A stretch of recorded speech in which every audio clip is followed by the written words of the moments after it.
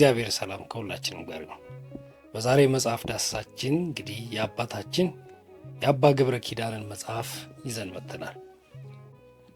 አሐቲ ድንግል በሚል በ2016 ዓ.ም ከታተመው ከዚህ መጽሐፍ ላይ ጊዜ ረፍታ ለሶሊያና የሚለውን ገጽ 365 ላይ የሰፈረውን ልናቀርብላችሁ ነው።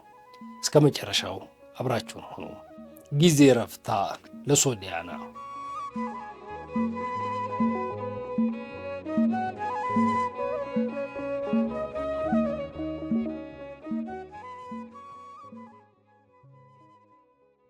ቅዱሳን ሐዋርያት ተሰብስበው ከደረሱ በኋላ መንፈስ ቅዱስ የእመቤታችሁ ዕረፍት ደርሷልና ወደ ቤተልሔም ሂዱ ብሎ እንደነገራቸውና ሁሉም በብሩህ ደመና ተጭነው እንደመጡ በዝርዝር ነገሯት።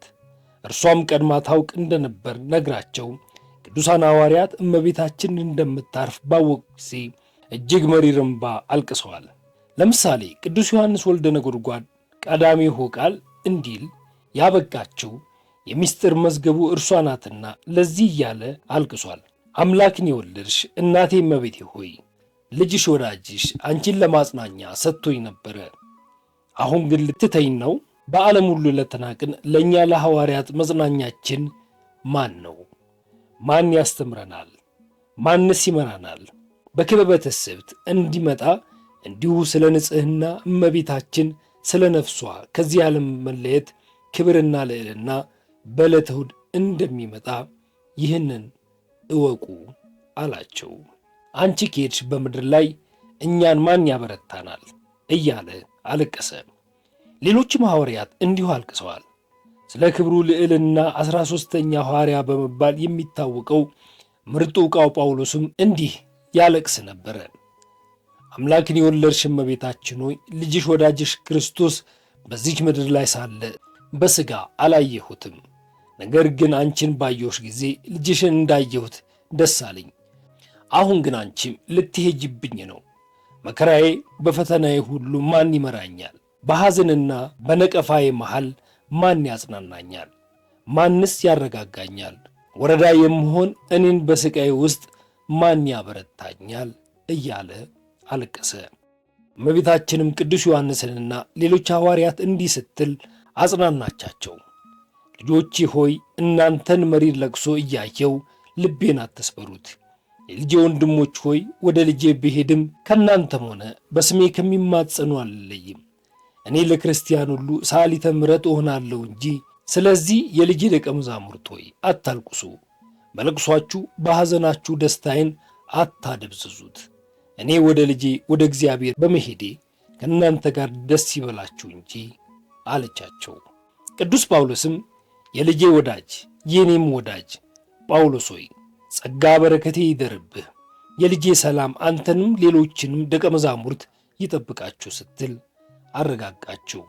ሌሎችም ሐዋርያት ተረጋግተው በአንድነት ሆነው እንዲህ አሏት። እመቤታችን ሆይ ወደ ሰማያት ልትሄጂ ነው፣ ነገር ግን ጠብቂን፣ ከቅድስት አንደበትሽ የመማፀኛ ቃል ተይልን፣ ምከሪን፣ እኛን አገልጋዮችሽን አትርሺን ብሎ ጸለዩ። እርሷም ብዙ አጽናናቻቸው። ከዚህ በኋላ ዕጣን ጸሎት እንዲያበዙ አዘዘቻቸው። በዚህ ሁኔታ ሳለ መንፈስ ቅዱስ እመቤታችንና ሐዋርያት ባሉበት ጉባኤ እመቤታችን ለምን በዕለተ እሑድ እንደምታርፍ እንዲህ ሲል ነገራቸው።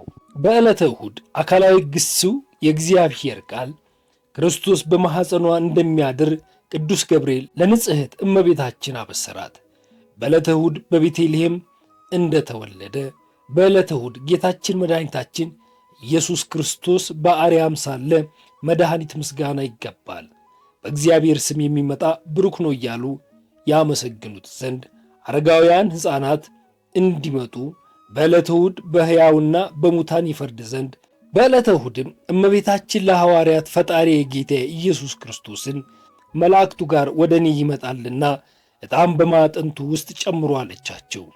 ይህንን ከእነርሱ ጋር እየተነጋገረች ሳለ ዕጣኑን ሲያደርጉ ጌታችን መድኃኒታችን ኢየሱስ ክርስቶስ ቅዱሳን መላእክቱ አስከትሎ በክብረ መንግሥቱ ሆኖ መጣ። ቁጥር የሌላቸው የብዙ መላእክትም አብረው ነበሩ። በፈጣሪዋ በልጇ በኢየሱስ ክርስቶስ መገለጥ ምክንያት የቅድስት ክብርት እመቤታችንን ታላቅ ብርሃን ከበባት። የሰማይ ኃይል ሁሉ ሰገዱላት። ከጌታችን ዘንድ ማርያም ሆይ የሚል ቃል ወደ እመቤታችን መጣ። እርሷም እነሆኝ አለችው። ጌታም ደስ ይበልሽ፣ ፈጽመሽ ሐሴት አድርጊ፣ ነፍስሽም ደስ ይበላት፣ በእኔ ዘንድ የእናትነት ባለሟልነትንና የማይመረመር ታላቅ ጸጋን አግኝተሻልና አባቴ የሰጠኝን ክብር ተመልከቺ አላት። ወላዲተ አምላክ ሰው አከናውኖ ሊናግረው የማይችለውን ታላቅ ብርሃንን አየች። እርሱም ከዚህ በኋላ ሥጋሽ በገነት ያርፋል፣ የቅድስት ነፍስሽም ጸጋና ክብር በተመላበት ፍጹም ተድላ ደስታ ካለበት ማረፊያ በመንግሥተ ሰማያት ታርፋለች አላት። እመቤታችን ድንግል ማርያም ፈጣሪ ከጌታዬ ሆይ ቀኝህን ዘርጋ እኔም ባርከኝ አለችው። ጌታችንም መድኃኒታችን ኢየሱስ ክርስቶስም ንጽሕት ቀኝ እጁን ዘርግቶ ባረካት።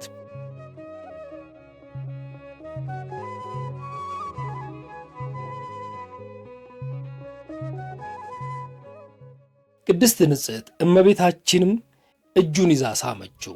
ሰማይን ያጸናውን ምድርን የመሠረተችውን ይህች ቀኝ አመሰግናለሁ። አሁንም ለሰው ድህነት በረቀቀ ጥበቡ አገልጋዩን ከእርሷ ሰው ይሆን ዘንድ ለእናትነት የበቃች ያደረጋት ቀዳሚ ተከታይ የሌለህ ንጉሥ ወልድ ዋህድ ሆይ ዳግመኛ እለምንሃለሁ፣ ጸሎቴን ትሰማ ዘንድ እማልድሃለሁ። በይቅርታ ብዛት ቃል ኪዳን ትሰጠኝ ዘንድ እማልድሃለሁ። በእኔ በአገልጋይ ስም የሚለምኑን ሁሉ ራራላቸው፣ ይቅርም በላቸው። ጸሎትና ልመናቸውን ሁሉ ስማቸው፣ የለመኑን ሁሉ ስጣቸው፣ አንተ ሁሉ ይቻልሃልና አለችው። ደቀ መዛሙርቱም ከንጽሕት እመቤታችን ይህንን በሰሙ ጊዜ በእግሯ ስር በግንባራቸው ወድቀው ሰገዱ።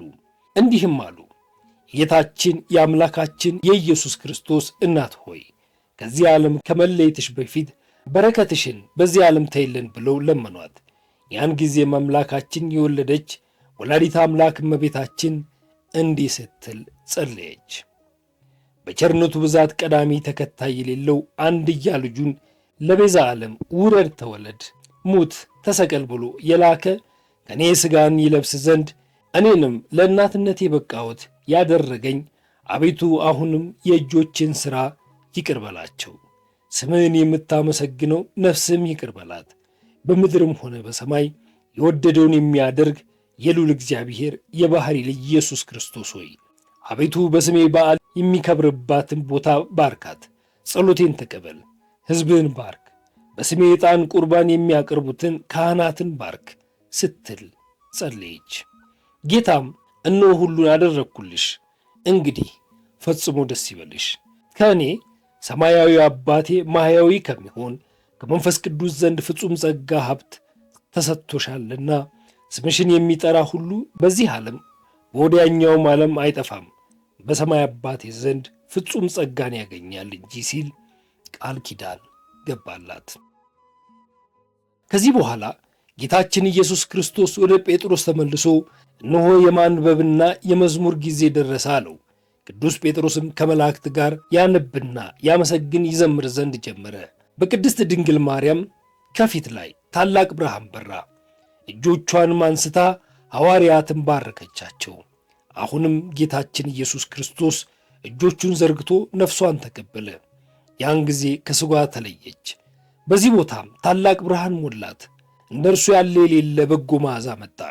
ከሰማይም አንቺ ከሴቶች ተለይተሽ የተባረክሽ ንዕድ ክብርት ንግሥት ነሽ የሚል ቃል መጣ። ጴጥሮስም ከሐዋርያት ጋር ለቅድስት ድንግል ማርያም ከእግሯ በታች ሰገደ። በአብ በወልድ በመንፈስ ቅዱስ አንደበት የተመሰገነች በሰውና በመላእክት አንደበትም የከበረች ይህ ለእርሷ የተደረገው ክብር ምንኛ ታላቅ ድንቅ ነው።